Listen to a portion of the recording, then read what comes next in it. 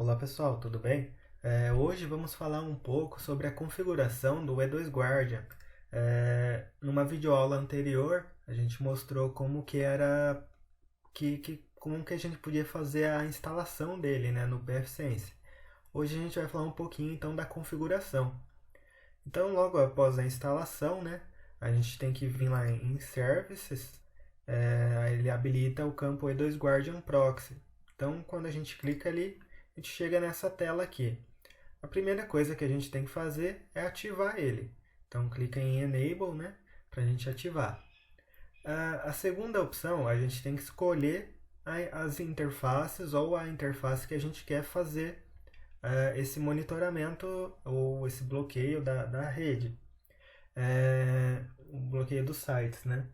Aqui no caso eu selecionei a minha LAN, então eu vou fazer o controle dela. Mas eu poderia ter também aqui selecionar minha VLAN, uma terceira VLAN. Daí a questão é qual que vocês querem monitorar, né?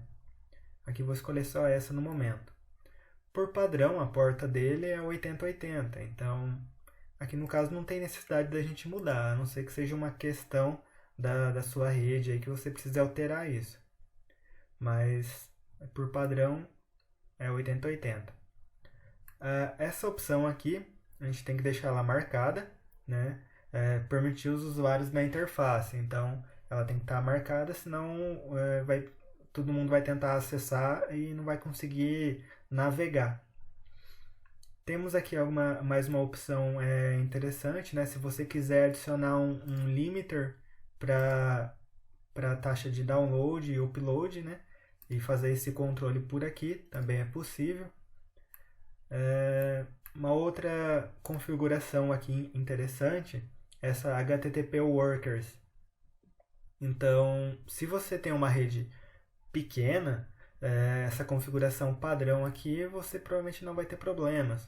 Agora, se você tem aí 50, 100 usuários na sua rede, talvez você tenha que aumentar esse número aqui, porque senão, quando alguém tentar acessar algum site, ele vai ficar muito lento ou não vai carregar, porque chegou no limite desses workers aqui.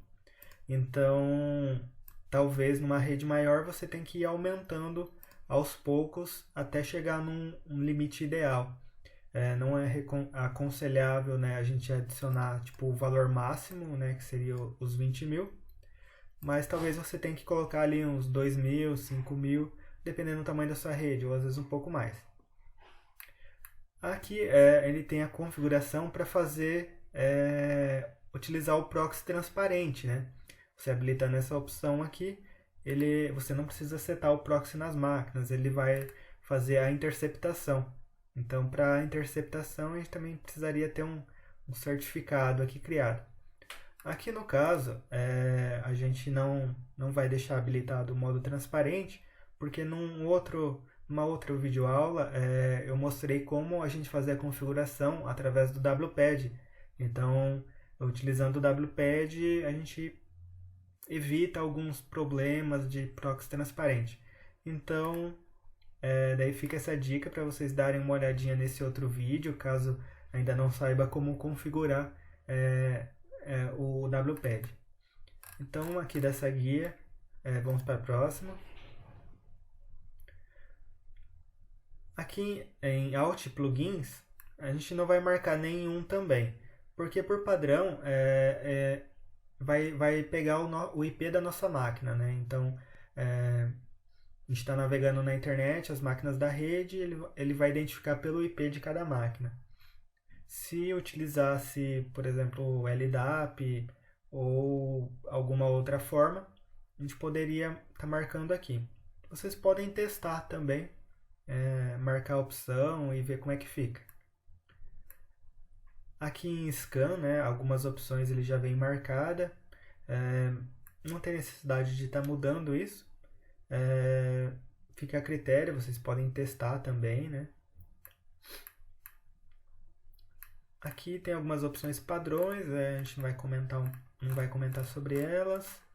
Aí vamos aqui no mais importante, que é a parte da blacklist e das ACLs.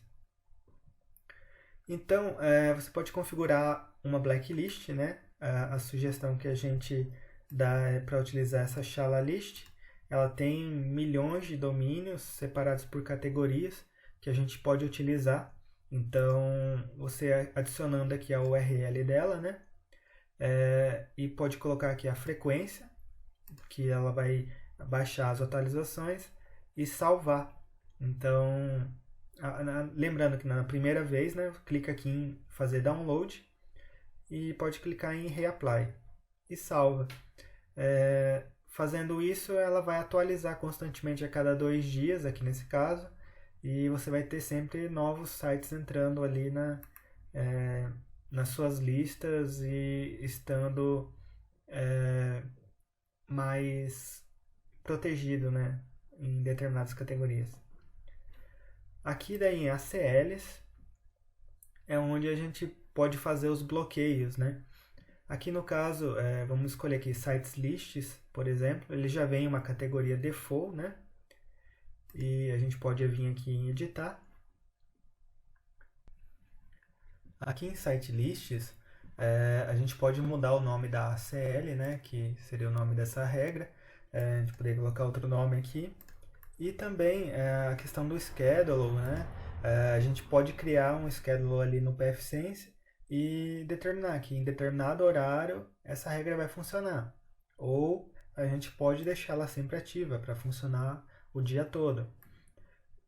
Aqui daí a gente tem em Banned, né, a gente tem as categorias que a gente poderia negar. Então essas categorias aqui elas são importadas através daquela blacklist e Shala List.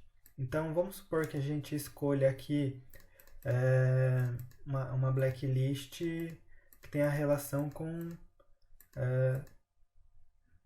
movies domains, por exemplo. Tudo que for relacionado a domínios que tenha relação com filmes, né, que estão dentro daquela blacklist, daquela Shala List, ele vai bloquear. Vamos supor aí que você não queira bloquear pela blacklist, né? E você queira adicionar sites específicos. Então, aqui dentro desse quadro aqui, né, config, você pode vir aqui. Aqui ele tem vários exemplos, né, de como você pode fazer. E, por exemplo, a gente pode vir aqui e adicionar o site da UOL, por exemplo. Então, vamos adicionar aqui. Ele não tem nenhuma relação aí com movies, então se a gente marcasse essa opção aqui, movies, né, e tentasse acessar o UOL, ele ia acessar normalmente. Então, mas aqui a gente adicionou um site a mais, que nesse caso ele vai fazer o bloqueio também. Em vez de utilizar movies aqui, vamos utilizar social networks, para a gente poder fazer um teste. Social Net Domains. Então, quando a gente tentar acessar, por exemplo, o Facebook, ele vai bloquear. Vou fazer um teste aqui, ó, antes de criar a regra. Ele vai carregar, ó, normalmente. Agora eu vou salvar essa regra aí. Então, mudei lá, cliquei em salvar e Apply Changes. Agora, a gente vai tentar atualizar aqui o Facebook. Ele já vai dar um erro, que está temporariamente indisponível. Ele já bloqueou. O site da UOL, a mesma coisa. Ele também vai dar o erro, porque ele não conseguiu acessar. Daí tem aqui outras opções também. O URL Lists, que vai listar algumas configurações a mais também. Que daí vocês podem estar dando uma olhada, né? Todas as configurações, ele sempre tem assim, uma descrição de como que você pode fazer. Algo interessante aqui também, extensões. Você pode bloquear extensões. Então, se um usuário na sua rede tentar fazer o download de um BAT, um arquivo .bat, que pode ser um arquivo que execute algo malicioso, ele pode já fazer esse bloqueio automaticamente através do E2 Guardian. Isso é bem interessante. Uma outra opção aqui é Search Engine. você pode habilitar essa opção, né? Por padrão ela já vem funcionando, né? Nessa guia aqui você pode bloquear, por exemplo, palavras, né? Combinação de palavras na sua busca e fazer algumas limitações, né? Aí tudo tem também, né, a descrição, como que você pode criar, né? É bem tranquilo. Aqui no caso ele usa expressões regulares, né?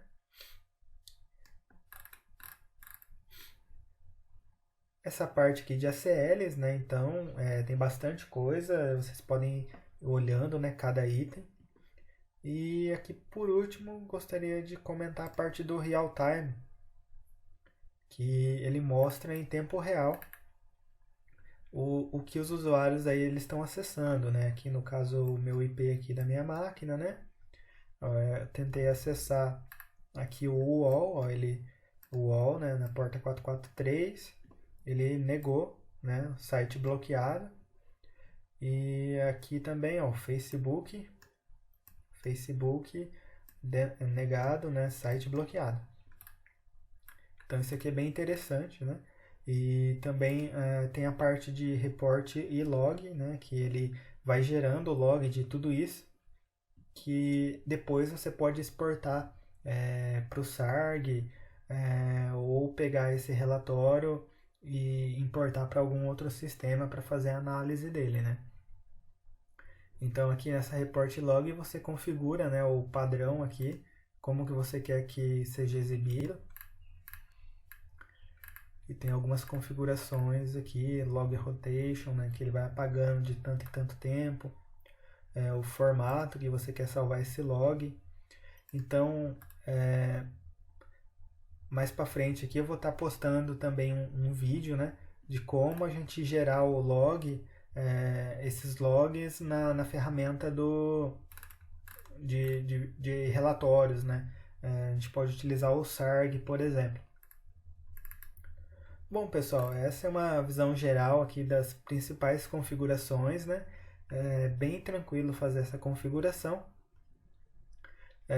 Lembrando, né, que para funcionar bacana é legal a gente utilizar o WPAD. E, bom, espero que vocês tenham gostado dessas dicas. Se ficar alguma dúvida, alguma coisa, deixa um comentário aí no nosso vídeo. Se você gostou desse vídeo, deixa um like aí pra gente também. Valeu, pessoal, até a próxima!